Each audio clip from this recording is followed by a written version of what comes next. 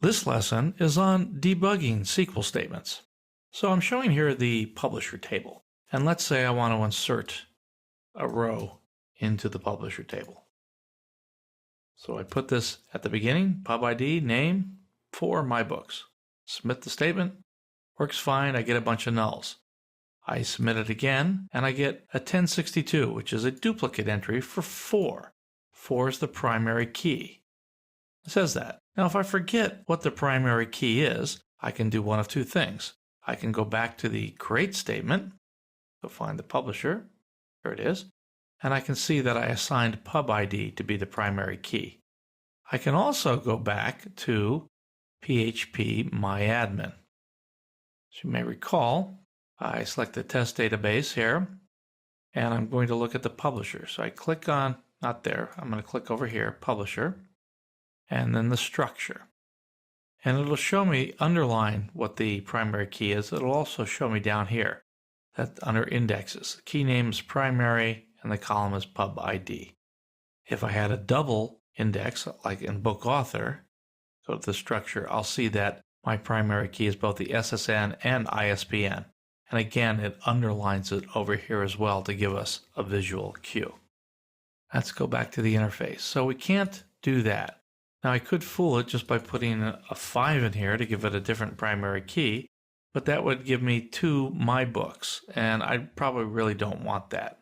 So let's go try something else. I'm going to go to another table, and we'll go to the book table. I'm going to select that, and we'll look at the book. Now this has many more columns, but let's say I only want to put in 3. So I'm going to do this. I'm going to take this insert statement and I'm going to put it in before this select statement. So I'm putting XXX. Obviously it's something bigger than that, but just to make it stand out, called My Life, and I'm going to put in the amount. I wanted it to be 33, but I accidentally put a D and an X and stuff, and there's some junk in there. Now I'm going to submit this. Now, I would have liked this to have been an error, but instead of being an error, let's go down and look what it did. It put in my life, but it made it 0. It basically says, I don't know what this is. I know it's a number, so we'll just make it 0. Some other database systems would give you an actual error if you tried to put a character data type into a numeric data type like this. MySQL sometimes lets things through that you would want to be flagged, so you're going to have to be on alert for that. This is an error in that that's not at all what you wanted. You wanted 33. If I go again and I try to go, oh, no, I meant 33.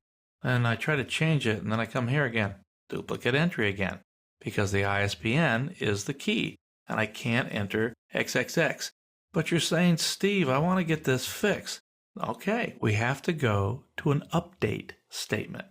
So we're going to update the table, book, set price equal 33, where ISBN equals XXX is what I defined it as. Now, I don't want to have that insert statement there anymore, so let's get rid of that. So let's try this. Submit it.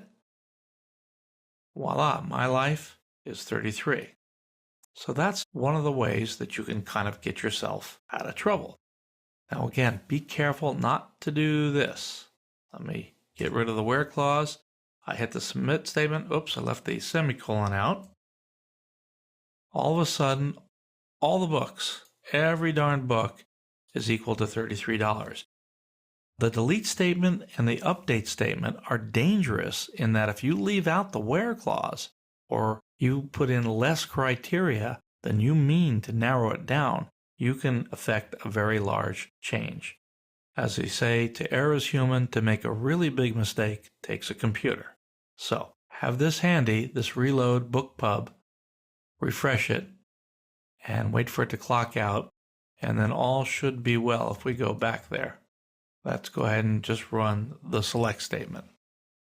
And all is well once again. All is right with the world, except we lost our book, of course, the one that we were trying to enter. Let me show you one other way you can get yourself in trouble in an insert statement. when you have many columns, it's easy to get things out of whack, have an extra value that doesn't match up nicely with a column. So if I do that, it says column count doesn't match value. I specified 2 column names and I have too many values. It doesn't know where to put this 33. Or it could be in reverse. I have too few values for the columns. Same thing, column count does not match. So that's another way to get in trouble with MySQL statements.